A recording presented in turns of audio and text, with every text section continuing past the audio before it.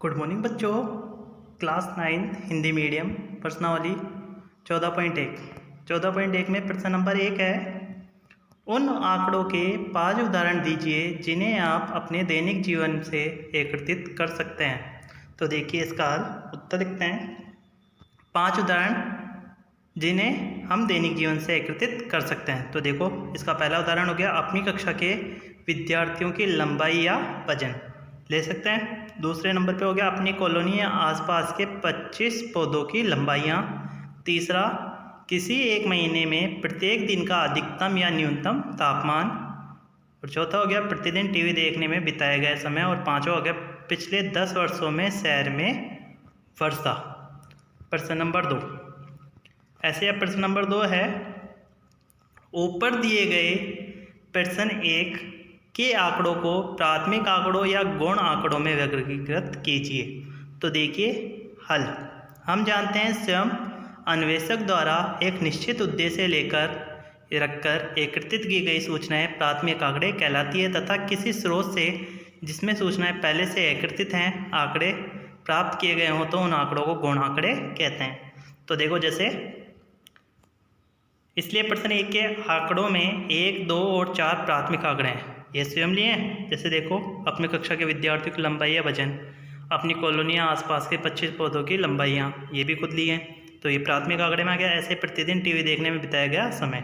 जबकि गौण आंकड़े हो गया जो किसी और से लिए हों, जैसे किसी एक महीने में प्रत्येक दिन का अधिकतम या न्यूनतम तापमान। याद रहेगा क्या इतना? नहीं ना। तो ये किसी स्रोत से एकत्रित करेंगे। ऐसे पिछले 10 वर्षों में शहर में वर्षा। तो ये तो हो गई हमारी प्रश्नावली 14.1 पूरी। अब देखो प्रश्नावली 14.2।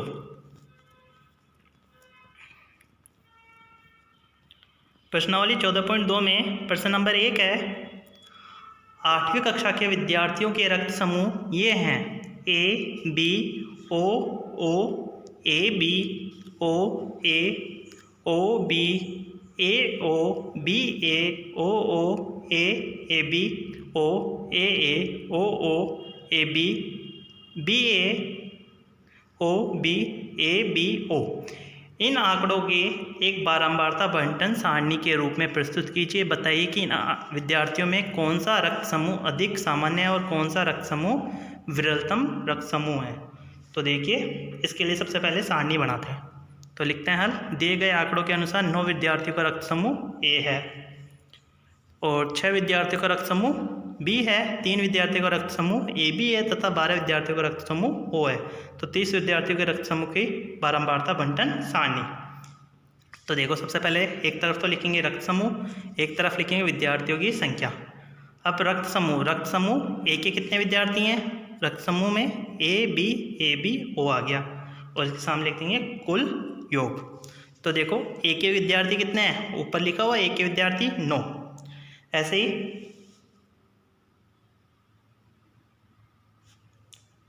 बी के 6, ए बी के 3, ओ के 12, कुल योग 12। इन विद्यार्थियों में ओ रक्त समूह अधिक सामान्य है और ए बी रक्त समूह विरलतम रक्त समूह है। बारंबारता बंटन सारणी बनानी थी तो ये हो गया। फिर देखो प्रश्न नंबर 2। अब प्रश्न नंबर 2 है, 40 विद्यार्थियों की उनके आवास से कार्यस्थल की दूरियां ये हैं, 5, 3, 10, 20, 25, 11, 13, 7, 12, 31, 19, 10, 12, 17, 18, 11, 32, 17, 16, 2, 7, 9, 7, 8, 3, 5, 12, 15, 18, 3, 12, 14, 2, 9, 6, 15, 15, 7, 6, 12। 0 से 5 को जिसमें 5 सम्मिलित नहीं है, पहला अंतराल लेकर ऊपर दिए गए आंकड़ों से वर्ग माप 5 वाली एक वर्गीकृत बारंबारता बंटन सारणी बनाइए। इस सारणीबद्ध निरूपण में आप कौन से मुख्य लक्षण देखने को मिलते हैं? तो देखो सबसे पहले ये दिया गया है कि 0 से 5 को जिसमें 5 सम्मिलित नहीं, पहला अंतराल लेकर आंकड़ों के वर्ग माप 5 वाली एक वर्गीकृत बारंबारता बंटन सारणी बनानी है। यहाँ आंकड़ों में न्यूनतम दूरी 2 है और अधिकतम दूरी 32 है, इसलिए वर्ग अंतराल 0 से 5, 5 से 10, 10 से 15 आदि वर्गीकृत बारंबारता बंटन सारणी हो गई। अब देखो 0 से 5 0 से 5, 5 से 10, 10 से 15, 15 से 20, 20 से 25, 25 से 30, 30 से 35 और कुल योग। दूरी तो 1 किलोमीटर में 0 से 5 ऐसे लेनी है। फिर मिलान चिन्ह और इंजीनियरों की संख्या। आप देखो 0 से 5, 0 से 5 जब इस सारणी में आप देखोगे जो प्रश्न है 0 से 5 के कितने हैं, 1 2 3 4, 0 से 5 देखो पहली लाइन में केवल 3 है, दूसरी में 2, तीसरी में 3 3 4 हो गया, एक 5 5 ही है तो इंजीनियर की संख्या 5 हो गई। और मिलान चिन्ह 4 लाइन खींच के उनको तीसरा काट देंगे तो ये 5 हो जाएगा। ऐसे 5 से 10, 5 से 10 में कितने हैं, 11, 5 से 10 में 11 हैं तो 11 लिख देंगे इंजीनियर की संख्या। और मिलान चिन्ह 5 5 के रूप में 4 लाइन खींच के काटे, फिर 4 लाइन खींच के तिरछा काट देंगे तो 5 5 10 और 1 लाइन 11। ऐसे ही 10 से 15 में भी 11 हैं तो 11 का मिलान चिन्ह बनाएंगे। फिर 15 से 20 में 9 है तो 9 के लिए मिलान चिन्ह। 20 से 25 में 1, 25 से 30 में 1 और 30 से 35 में 2। अब सबको जोड़ोगे 5 और 11 कितने हो गए, 16, 16 और 11 27, 27 और 9 36, 36 1 37, 38 39 40, 40 हो गए। अब देखो सारणी को देख के ये बताना है, ये पूछा था कि मुख्य लक्षण कौन सा देखने को मिलता है। तो सारणी को देखकर यह ज्ञात होता है कि अधिकतम इंजीनियरों के आवास कार्यस्थल से 20 किलोमीटर की दूरी से कम है। 20 से कम ही है, कम है। और कुछ भी इंजीनियरों का आवास कार्यस्थल से 20 किलोमीटर की अधिक दूरी पर स्थित है। ज़्यादातर का 20 से कम है, 20 से अधिक कितनों का है, केवल 4 का। फिर देखो प्रश्न नंबर इसका तीसरा।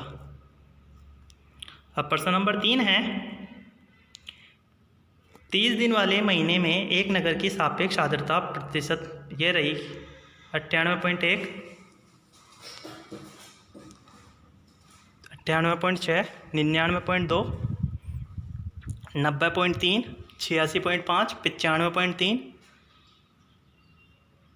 92.9, 96.3, 94.2, 95.1, 89.2, 92.3, 97.1, 93.5, 92.7, 95.1, 97.2, 93.3, 95.2, 97.3, 96.2, 92.1, 84.9, 90.2, 95.7, 98.3, 97.3, 96.1, 92.1, 89। पहला इसमें वर्ग 84 से 86, 86 से 88 आदि लेकर एक वर्गीकृत बारंबारता बंटन बनाई है। दूसरा, क्या आप बता सकते हैं ये आंकड़े किस महीने या ऋतु से संबंधित हैं। तीसरा, इन आंकड़ों का परिसर क्या है। तो देखो इसका हल। पहला, यहाँ आंकड़ों का न्यूनतम आर्द्रता 84.9 है और अधिकतम आर्द्रता 99.2, इसलिए वर्ग अंतराल 84 से 86, 86 से 88, 88 से 90 आदि है। वर्गीकृत बारंबारता बंटन सारणी नीचे है। तो देखो सबसे पहले 84 सापेक्ष आर्द्रता प्रतिशत में हो गई 84 से 86, 86 से 98, 98, 86 से 88, 88 से 90, 90 से 92, 92 से 94, 94 से 96, 96 से 98, 98 से 100 कुल योग। फिर दिनों की संख्या। अब देखो 84 से 86 में कितने हैं, केवल एक दिन है। ऐसे ही 86 से 88 में भी एक दिन। 88 से 90 2, 90 से 92 भी 2, 92 से 94 7, 94 से 96 6, 96 से 98 7, 98 से 100 4। सबको जोड़ेंगे 1 और 1 2, 2 और 2 4, 4 और 2 6, 6 और 7 13, 13 और 6 19, 19 और 7 26, 26 और 4 30। अब देखो आर्द्रता मतलब नमी कौन से ऋतु में रहती है, शीत ऋतु में। तो लिख देंगे शीत ऋतु में रहती है और वर्षा ऋतु में। लेकिन ज़्यादा कौन सी में रहेगी, वर्षा ऋतु में। तो आंकड़े कौन से हो गए, वर्षा ऋतु के। तो लिखते हैं दूसरे काल, ये आंकड़े वर्षा ऋतु से संबंधित है क्योंकि सापेक्ष आर्द्रता अधिक है। और तीसरा, आंकड़ों का परिसर। आंकड़ों का परिसर होता है अधिकतम आर्द्रता माइनस न्यूनतम आर्द्रता बराबर 99.2 माइनस 84.9 बराबर 14.3 आर्द्रता हो गई इसकी। परिसर 14.3। प्रश्न नंबर 4। देखो प्रश्न नंबर 4 है, निकटतम सेंटीमीटरों में मापी गई 50 विद्यार्थियों की लंबाई है 161, 150, 154, 165, 168, 161, 154, 162, 150, 151, 162, 164, 171, 165, 158, 154, 156, 172, 160, 170, 153, 159, 161, 170, 162, 165, 166, 168, 165, 164, 154, 152, 153, 156, 158, 162, 160, 161, 173, 166, 161, 159, 162, 167, 168, 159, 158, 153, 154, 159। अब पहले ये बताना है फर्स्ट नंबर पे 160 से 65, 165, 165 से 170 आदि का वर्ग अंतराल लेकर ऊपर दिए गए आंकड़ों का एक वर्गीकृत बारंबारता बंटन सारणी के रूप में निरूपित कीजिए। दूसरा, इस सारणी की सहायता से आप विद्यार्थियों की लंबाइयों के संबंध में क्या निष्कर्ष निकाल सकते हैं। तो देखो पहले हल, यहाँ आंकड़ों में न्यूनतम लंबाई 150 है, न्यूनतम 150 है तो 150 से और अधिकतम 173, इसलिए वर्ग अंतराल 150 से 155, 155 से 160, 160 से 165 आदि। वर्गीकृत बारंबारता बंटन सारणी नीचे दी गई है। जैसे ऊंचाई हो गई सेंटीमीटर में 150 से 155, 155 से 160, 160 से 165, 165 से 170, 170 से 175 कुल योग। और दूसरी तरफ विद्यार्थियों की संख्या बारंबारता।